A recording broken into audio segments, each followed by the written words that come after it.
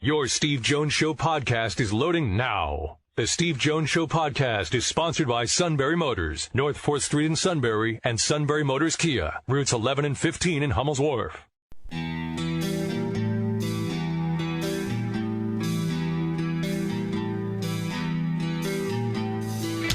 Sports talk where your voice counts. This is the Steve Jones Show on News Radio 1070 WKOK. Now from the Sunbury Motors studio, here's Steve Jones.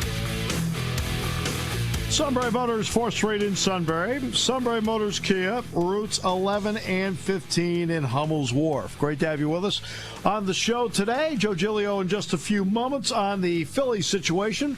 But first, we'll stick with baseball. Our play-by-play call of the day. The Nationals go to the National League Championship Series. Kelly's one-strike pitch.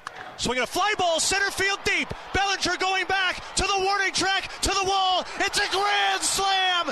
Howie Kendrick has done it. They're going crazy in the Nationals dugout. Howie Kendrick with a grand slam here in the 10th inning of Game 5. The Nationals 7, the Dodgers 3. Do you believe it? Yeah, I do. I watched it. All right. So the Nationals win it.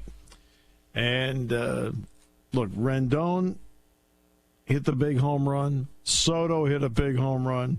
Kendrick hit a big home run. You can replay all what you think are the mistakes Dave Roberts made, but you know what? Sometimes you got to give a guy credit for making a play. But that's not how things are covered these days. All right. So with that, we now bring in Joe Giglio, Sports Radio 94 WIP, NJ.com. Joe, how you been? I'm doing well. Thanks for having me.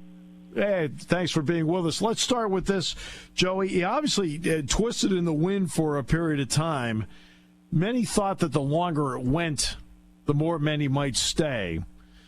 So how did you view today's action? So I wasn't surprised. I was part of that viewpoint. When the season ended, it felt like just the way it was being reported on, the way it was being talked about, and kind of the way the tone of Gabe Kapler's last press conference, the final day of the season, it felt like 99-1 that he was gone. And then as the days have gone on here, and it took so long, and the Phillies kept some of his coaches, and other teams fired all their managers, I moved to more 60-40, 55-45. But I felt, if I were to wager on it, I would have thought since the season ended that he would not be their manager moving forward. It's just kind of a weird roundabout way the Phillies made their decision here. All right, so, Joe, here's the next part. This is very simplistic, but on opening day 2018, when he took Aaron Nola out after, 60-something pitches, 68 pitches, I felt like that before he got to the seventh inning of his managerial tenure with Philadelphia, he lost the fan base. I know that's simplistic, but is there some reality to that?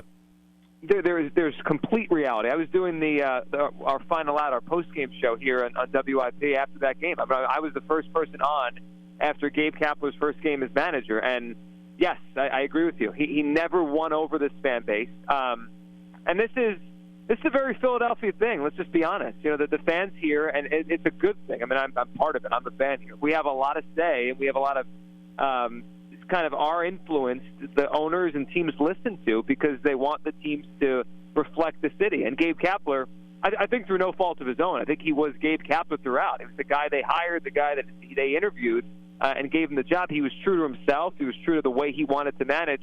And just the kind of juxtaposition, and I find it almost poetic in the irony that the last managerial move of his that was debated hotly here, and it was in a lot of the stories today that were kind of the obituary on his tenure. End of the season, they're about a week and a half to go. The Phillies they need to win 9 out of their last 10 or whatever it was to have a chance. It was over anyway, but they lost the game in Atlanta. They were trying to sweep them. It was a Thursday afternoon, and Gabe Kapler not only allowed Aaron Nola to stay in the game through the 6th, 7th inning, but with first base open, he allowed him to pitch to Freddie Freeman instead of intentionally walking him. So I think it's almost poetic that his tenure started with not trusting Nola against Freddie Freeman, and it ended with he trusted Nola against Freddie Freeman. Neither worked. That was kind of the story for Gabe Kapler here in Philadelphia. Did he have the support in the clubhouse? I think he did. Now, I don't know what was said behind closed doors, and I don't know what some of these players, the stars, said to owner John Middleton, because that was, I guess, part of this whole process was gauging the players. outwardly, they seem to like playing for him. That part of that may have been that he let it be a very player-friendly clubhouse. I don't think he had many rules. I don't think he was a disciplinarian. So did they love him? I don't know. Did they like him? I think they did. And outside of maybe one or two players over the last 2 years, I can't remember anyone speaking anything but highly of him. So if I had to say, I would say, yeah, they liked Gabe Kapler.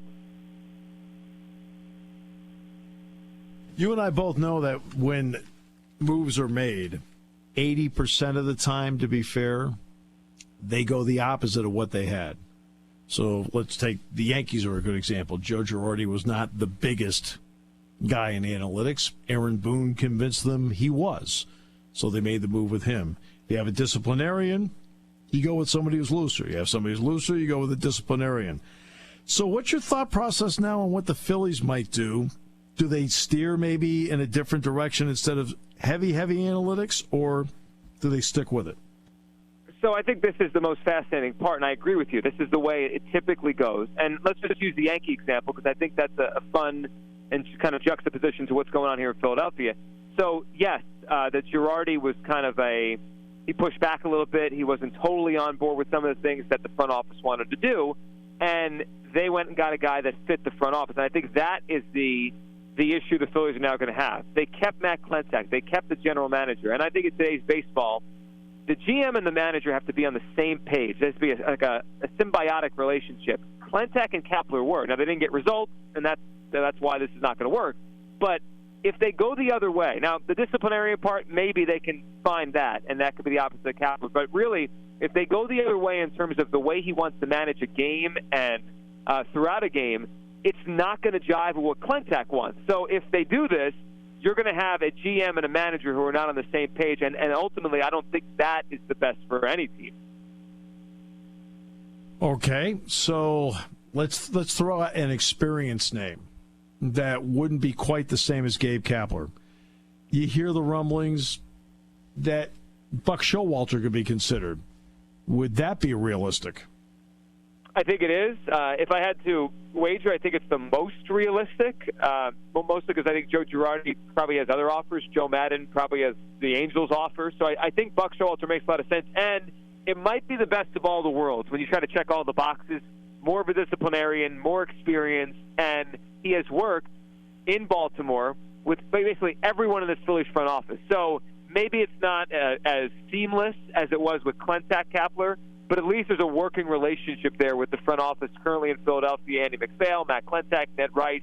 They basically hired Buck Showalter down in Baltimore. So there's something there that feels like if they're going for the most seamless transition, that one I think makes the most sense. All right. Any other names that come to your mind that you would say that would make sense for this organization? Who else would fall into that category, Joe? So I think a name to watch is because he has connections to Andy McPhail, who was the team president, is the team president here, was in Baltimore, was also in Chicago in the early 2000s. That'd be Dusty Baker. Now, Dusty Baker been out for a couple years, always seemed to be the manager that could win, but not win the big one, and he'd be a departure from the way the Phillies have tried to manage in-game. But I think that name is one to watch. And, frankly, I don't think they'll go with another first-time manager because they want to win right now. I don't know if they want to go through the growing pains again like with Gabe. But if they did, Raul Ibanez, ex-Philly, and he's been working in front offices, and the Yankees were interested in him a couple years ago. He, at that time, said it wasn't for him, and he just retired. I think he wanted to be with his family. If Raul Ibanez is interested, I could see the Phillies at least giving him an interview. So I'd put his name in the mix, Dusty Baker, Buck Showalter, and probably Madden and Girardi is kind of the pipe dream type of hopefuls if they could get an interview with those guys. How interested have you been in what seems to be a recent trend of some teams hiring guys that don't have managerial experience? Aaron Boone didn't have any. Now, he also writes out a lineup card that has Aaron Judge, Giancarlo Stanton, and Gary Sanchez in. Not all the time, obviously, but most of the time. How interested are you in the fact that that's been some of the trend in Major League Baseball? Well, I think it speaks to the lessening of the power of the manager. I mean, the other thing about it is if you go look at some of these guys that you're describing, their salaries compared to the Mike Sochas, the Joe Maddens, it's peanuts. Yeah. Gabe Kapler was making less than $1 million a year. I think it tells you the power of the manager now compared to back in the day, and it's why the manager's really an extension of the front office. It's a front office person wearing a uniform. And I think all these teams are trying to find that perfect balance where they think like a GM, they think big picture, long term, they think about win probability, but they used to play the game so they can relate to the players. So I was on board with the Gabe Kapler hire from the start because I think that's the future. It's just about finding the right person, right message, and getting everyone to buy in. But I think we're going to get more of these kind of hires as we move forward. Who made up the lineup every day, Gabe, or did he have help making it out? So, I mean, Matt Klentak has been steadfast in saying that everything that happens in the game, before the game, decisions on playing time, it's all Gabe. But then Gabe also says that they speak every day and they go over stuff every day. So I'm sure Gabe had final say, but I don't think it was I think Matt Klentak had a lot of say on the big picture and how they were going to use these players. Phillies made a lot of moves during the last offseason. And between you and me, Joe, there are very few of those moves I even remotely disagree with. But it also tells me they had much further to go than people realize. That's just my opinion. You may have a different opinion being much closer to it. But what do they need to do in this offseason to attempt to close a gap on a team in Atlanta that appears to really be flourishing despite what happened yesterday?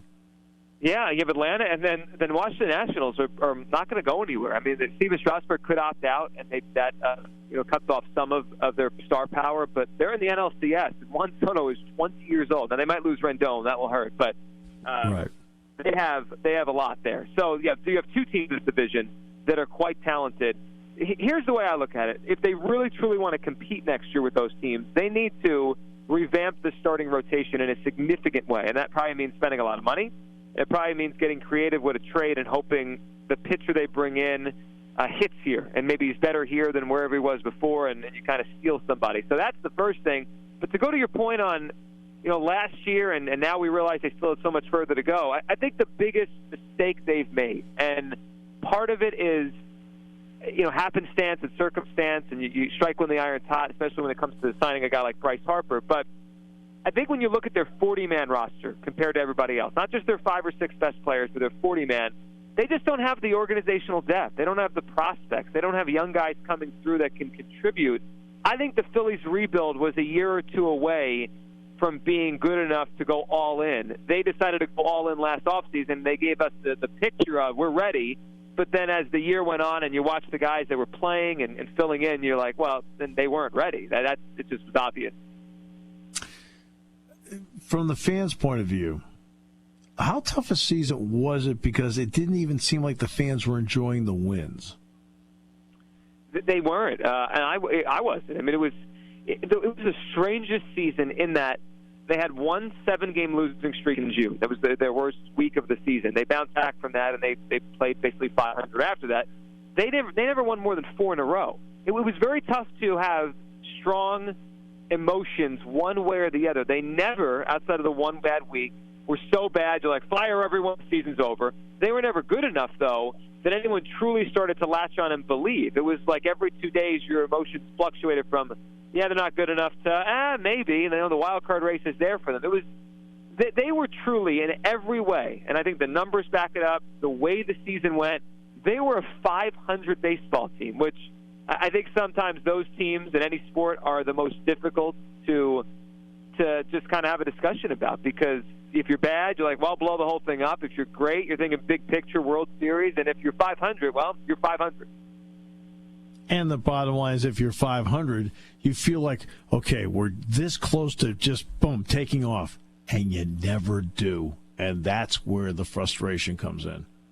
Yes, and it happened time and again, and I think the other frustrating part was the Phillies had a lot of moments where they played really well against the best teams in baseball, and they had a lot of moments, like basically their season series against the Marlins, where they played bad against the worst teams. They had a stretch in August where I think it was a 3-game series here in Philadelphia, and then 2 up in Boston at Fenway Park. Those series were separated by another series in between, but they swept them. They beat the Cubs 3 in a row.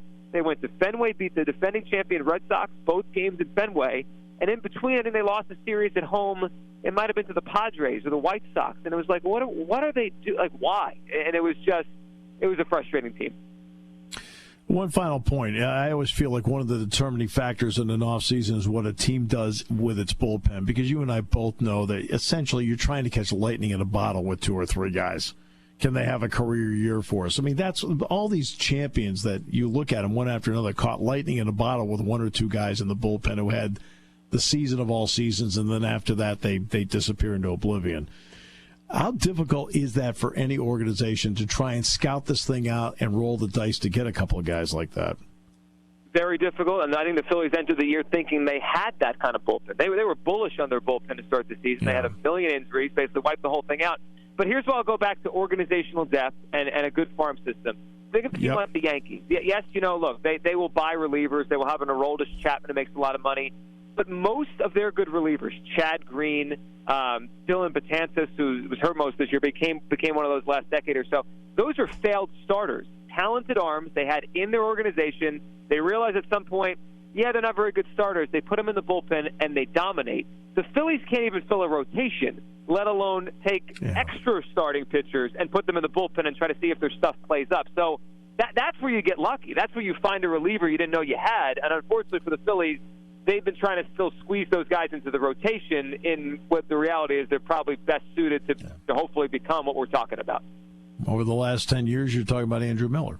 First-round pick by the Tigers, ended up being a dynamic relief guy. So. Yeah, and look, for the Phillies right now, Nick Pivetta. I mean, if we're looking at one guy that maybe that is where he could become, like what he could become, because we've seen it time and again. He's a failed starter. They love his stuff, and I think if he's ever going to figure it out in Major League Baseball, it might be exactly what we're kind of surmising here. Joe, thanks so much. Appreciate you coming on with us on such short notice, and the insight was great. Anytime, guys. Appreciate it. Joe Giglio joining us from 94 WIP in Philadelphia and NJ.com. More in a moment on News Radio 1070 WKOK, your home for the Philadelphia Phillies. Scared of visiting your local car dealer or even peeking at their website? Don't be afraid to shop at Sunbury Motors Kia. There's no scary monsters or witchcraft at SMC. They're a family-owned dealership that's been in the car business for over 100 years. Right now, hurry in for 0% financing for up to 75 months on select 2019 Kia models. Plus, save as much as $5,000 off on a 2019 Kia Sorento S, $3,400 off on a 2019 Kia Forte LXS, and save an incredible $9,600 off on a 2019 Kia Stinger GT1. The only thing scary about SMC is the traffic jam these deals will create on routes 11 and 15.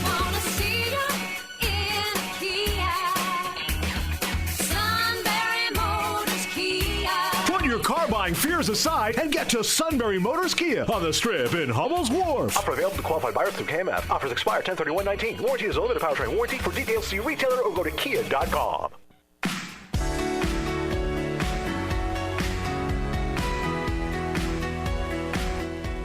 When you have a big story break, it's always great when you get a hold of somebody and on short notice they say, yeah, come on, I'll do that.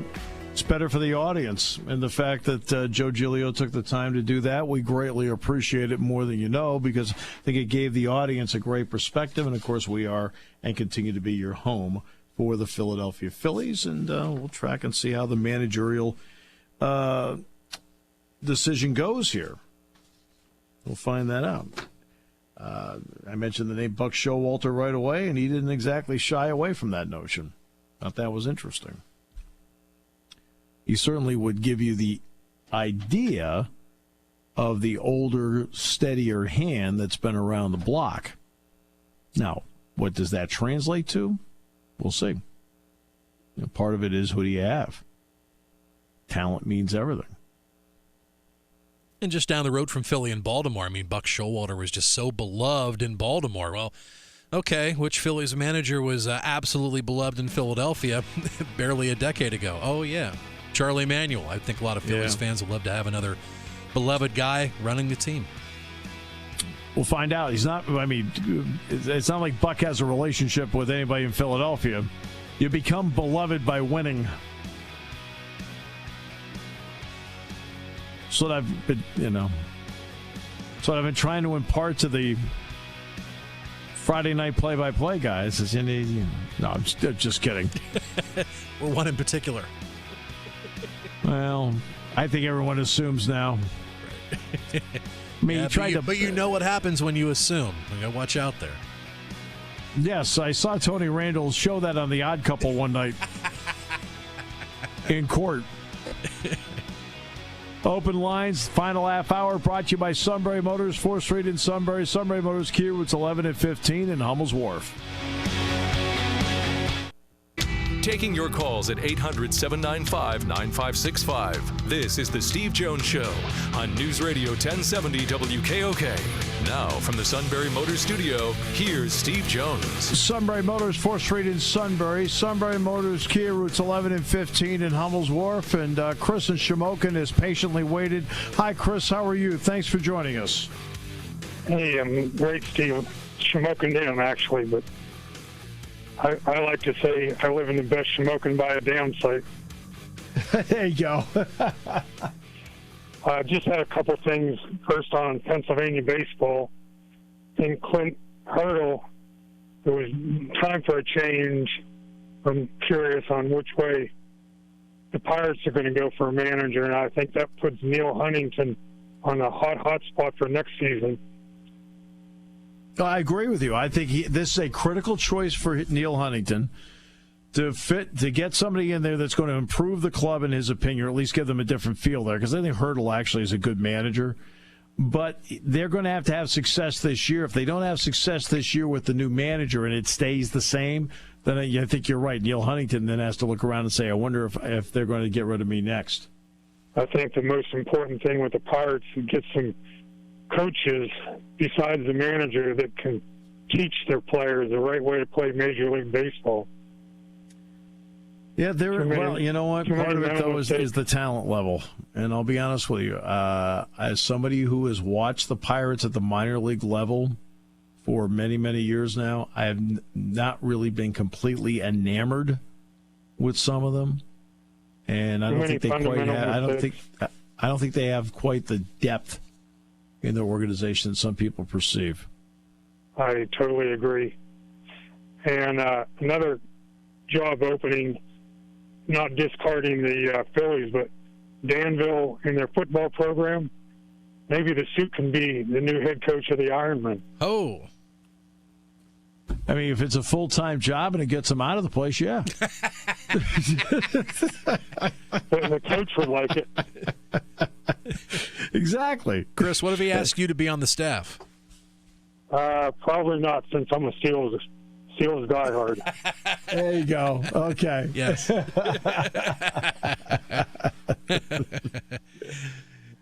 the looks at the start, the Penguins are going to have a long season. You know what? That's not a surprise, because we all looked at the Penguins and thought there was a possibility. And it's really hard to look at a Penguins team that has a Sidney Crosby and a Geno Malkin, although Malkin's hurt right now. It's hard to look at a Penguins team. Yeah, it looks like when you look at a Penguins team that has Sidney Crosby, it's hard to say that they're going to have a long season, but they very well might. Yep, they might turn into the Edmonton of the United States. A lot of talent that doesn't go anywhere.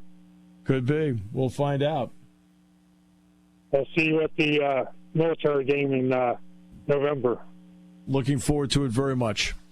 Hey, take care. Thank you. It's great to have him when he shows up as well from Shamokin Dam. All right, let's now bring in. Well, go ahead. You have to introduce him. It's actually contractual now. Yeah, that's true. But we're not going to wait till tomorrow for, number 78 in your Enfield High School football program. Well, not now, but back in the day. Number 1 in our hearts, and of course, Steve, yours as well. The pride and joy of Connecticut, the most interesting man up and down the entire Atlantic seaboard, your brother, Kevin Jones. Your brother, Kevin Jones. Hello. Sorry, I hit the wrong button. Sorry. Chris called up on the line normally that Kevin calls up. I hit the wrong buttons. Plus, I ran on the mark. All my credits here. Oh my gosh. Plus, I ran on the mark this morning, so we're not the running on fumes. That was a good call. That was interesting. Yeah, Chris is great. No, Chris is always has a lot of really good thoughts. Yeah, knows what he's talking about. So, how's that analytical thing going for you? Well, I think let's just take my job for example. Now, I obviously, in my job, do we use analytics? Yeah. Well, but you only use it as a supplement. It's like everything we do, the teams have gone too far. Did you hear the Red Sox?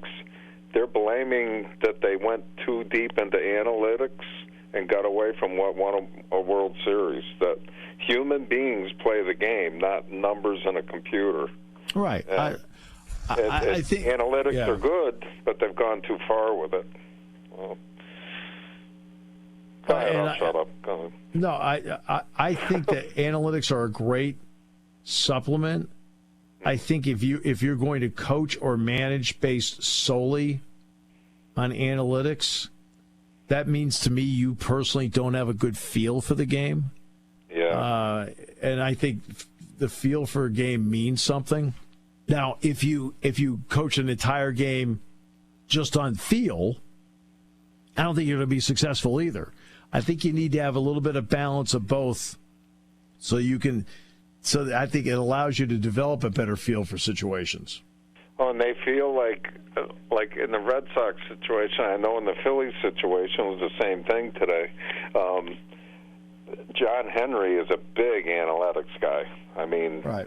I think that's how he made his billions, computers and whatever, and he believes strongly in it. And a lot of the Red Sox beat writers and everyone are saying they got away from just gut reactions and turned into numbers.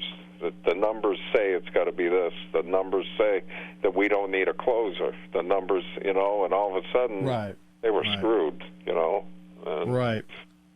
So that's what the Boston people are talking about now, that they got away from the human end of playing baseball in 1 year. They went from the best team arguably ever to a mediocre average team because they relied on numbers and not on the basics of baseball. A gut feeling that I'm going to bat this guy against this guy today because I know the numbers say it's not good, but I got a feeling. I got away from that, and especially their pitching staff.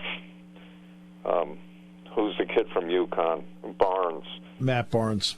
Yeah, he said he got all messed up with it, all messed up, and he got away from what got him there, and he had a tough year because of it. So anyway, I just think there's you gave the answer I thought you'd give. It's like everything we do. Too much cake is no good. It's good, but too much of it's no good. You got to find a happy medium. And boy, what happened to Clayton Kershaw last night? Oh my gosh, he's not a big game pitcher. No, he's not. And last year when the Red Sox played the Dodgers in the World Series, he was going to be the game one starter. And Shawn remembers, and I said, I'm not really all that worried about it. I said, this is not his spot. I think sometimes you throw so many pitches, you only have so many in you. He doesn't have the velocity he had before. I mean, last year from the All-Star break on, he only threw one pitch over 92 miles an hour. That was a year ago. And I just think that there's some people that really thrive in that spot. And I remember years ago I was criticized by somebody when I said if I had a choice between Clayton Kershaw and John Lester to pitch the seventh game of the World Series, I pitched John Lester.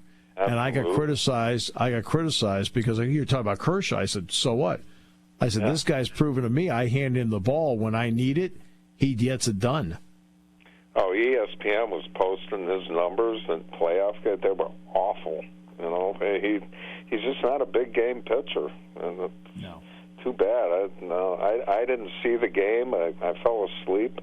How would you like to have bought a $3,000 ticket to the Atlanta game?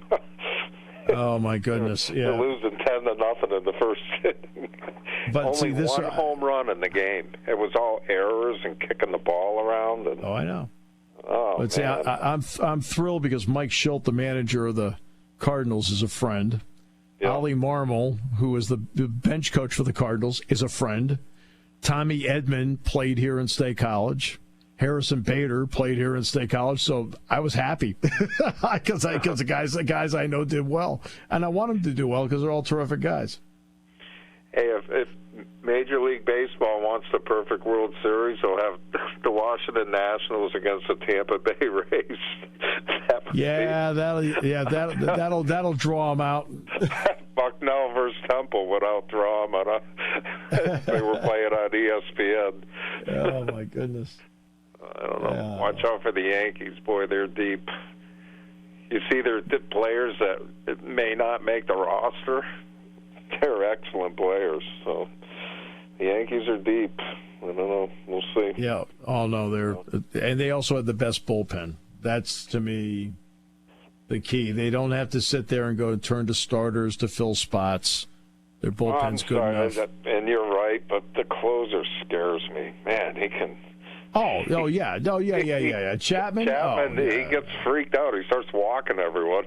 You're like, come on, man, just throw the ball over the plate. Yeah, what happened to him on Monday night in the post game, and when they were celebrating, the champagne bottle broke on his hand or something? Was that his throwing hand that happened to? Oh, I don't know. That was earlier this week. He's not listed on the injury report. Yeah. So He must be okay then. Okay, yeah. Well, they're not like the Patriots where Brady's on the injury report every day. So, I don't know. The Yankees are deep, but we'll see what happens tonight. I can't believe Tampa Bay came back on Houston. Houston's bats are dead. So, what? And I don't know. There's nothing like those 3 hour. There's nothing like those 3 hour and 53-minute 9-inning games. Keep running out another reliever. That's great. Oh, my God. Well, how about the football game the other night? Was it Thursday night? No. Monday Night Football? Oh, my God. They kept going to commercial. I think like 3 plays took 20 minutes because they kept replaying it to see where to spot the ball. You know? It's like, gosh, man, you're killing the game. I got bored. I put a movie on. Yeah. So I stopped watching. That game was bad. Oh, it just flat out was a bad game. You're like, I'm not watching any more of this. I'm not wasting my time. Well, how about our picks this week? Washington, Miami. What a game. Oh, jeez. We'll save that for last. Yeah, that's the tiebreaker. The Tua Bowl. 0-5.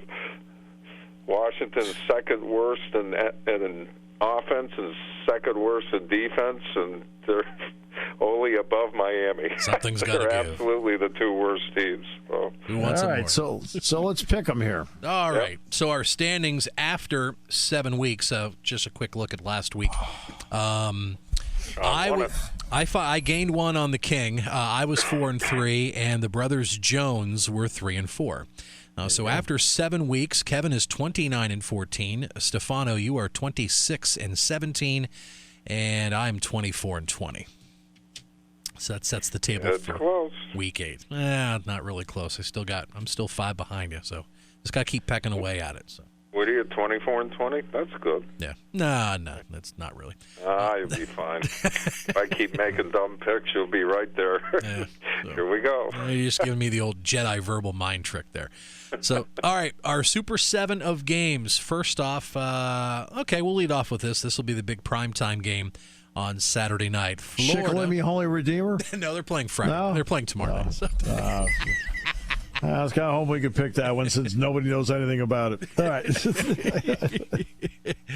All right, we got Florida and LSU. That'll be the Saturday night showdown in the Bayou. Here comes the shocking stat of the week. Whoever thought one would utter these words, LSU leads the nation in scoring.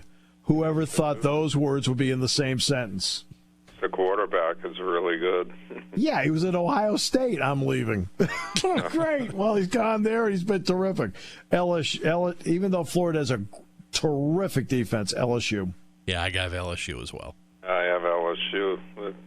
They're very well coached quarterbacks playing Heisman-level football. Yep. High noon on Saturday, the Red River rivalry at the Texas State Fair, Longhorns and the Sooners. Well, I'm a big Sam Ehlinger guy. I really like him at quarterback, and he's got guts. Oklahoma has more talent. We'll go with talent at multiple positions. Oklahoma. I also have Oklahoma. I have Oklahoma. I think Jalen Hurts will win the Heisman Trophy. He is having an outstanding year. Okay. So we're all even so far. Okay, now we will go to Lincoln Financial Field in Philadelphia. The Temple Owls will host Memphis. The Memphis defense is actually really, really good. And I know a lot of people are calling this as the upset special. I'm going to stick with the favorite. I'm going to go with Memphis. I also have Memphis. Yeah, darn. I read up pretty good on it. Memphis, very good football team, but neither one of them have really played anyone, that really tests them, although Temple beat UCF.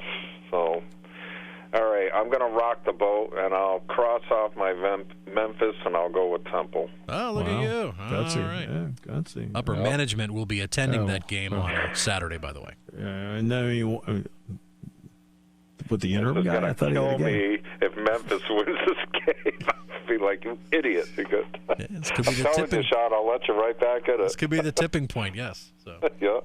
Okay. And we'll stick, we had Texas on earlier, but we'll stick with the Texas State here. Texas Tech at Baylor. The Fighting Matt Rules. Well, let's see. The father of the Texas Tech quarterback, I know. But I think he got hurt again, didn't he? Bowman. He's playing. Matt Rule grew up here in State College. Yeah. And I know Matt. Yeah. So we'll go with the Fighting Bears at home. Baylor. I also have Baylor. Oh, man. I took Baylor, too, but should I flip it? That's up to you. Because I watched Joanne and Chip. They're from Baylor. So. Oh, yeah, they're from Waco, yeah. Waco. The Chip and Joanna Gaines. The Fixer Upper Show. Chip and Joanna. Yeah, Fixer Upper. That's great. I'm trying to keep up with all the people that you know. That's a great show. Chip and Joanna. So. Yeah. Mongolia. I'll go with Baylor. I can't. The Texas Tech's not going to win this game. No. All right. On to the pros on Sunday. Good games, though. They're all made you think, anyway. Yeah. You're mixing it up, which is good. Texans and the Chiefs on Sunday. Boy, I'll tell you, the way Kansas City played the other night was not exactly inspiring. A lot of injuries. Yeah, and Deshaun Watson's playing great. So let's have a little fun here. I'll go with Billy. I'll go with Bill O'Brien. I'll take Houston with Deshaun Watson. I think the Chiefs are just too good to lose two in a row, and this one's also an Arrowhead, so I'm going to take the Chiefs. So was the last one. The Chiefs. That's right. Well, I took Houston. And you took Houston, yes. Yep. So Kansas City, Houston. Okay. Another interesting game. Okay. So, Kev, you got Kansas City. Yeah, I got KC. Okay. Hard to beat them at home. Yeah.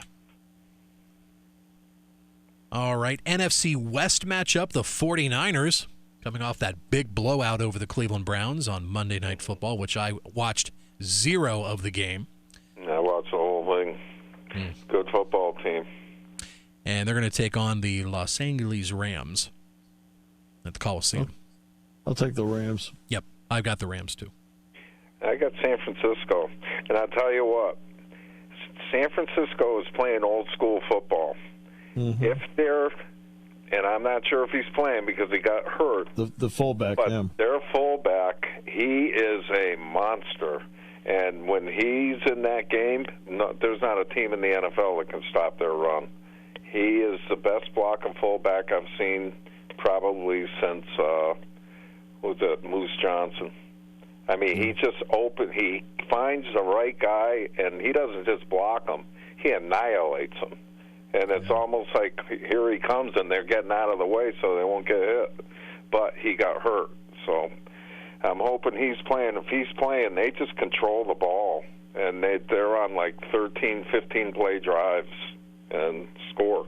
So I'm going to go with San Fran. Yeah, I just wonder if they're truly back, the 49ers, because they've been... Yeah, with him in the game, they're a different team. When he got hurt, they could not run the ball. I mean, both running backs had like 150 yards each. They rotate the running backs. I mean, they ran all over Cleveland. It wasn't even... But when he got hurt, the running game kind of stopped. So that's how good this guy is. So... Anyway, all right. I'll take San Fran. The game that we have been waiting for, the Tua Bowl, the Washington Redskins, now led by Bill Callahan, at your Miami Dolphins. Let's see. I'm personal friends with Pat Flaherty, who was fired by Brian Flores during the middle of the preseason. So I'm still ticked off about that, and Pat and I have talked about it. So I'm going, and Roger loves the Redskins. So I know where my bread's buttered. I'm going with the Redskins. Unless Roger wants Tua. I'm taking Miami. I just think there's just so much instability going on in Washington right now. I'm going with analytics. I'm taking Washington. Analytics, yeah. Bill Callahan and analytics. Yeah, that's in the same sentence. Sure. All day, every day. Right. Go Penn State. Yep, big game. Safe trip. Thanks, appreciate it. Speaking of analytics, Cam Miller, Pro Football Focus on tomorrow's show. Brought to you by Sunbury Motors, 4th Street in Sunbury. Sunbury Motors, Kia routes 11 and 15, and Hummel's Wharf on News Radio 1070 WKOK. You're listening to News Radio 1070 WKOK Sunbury. You can hear us anywhere in the world with the Sunbury Broadcasting Corporation app.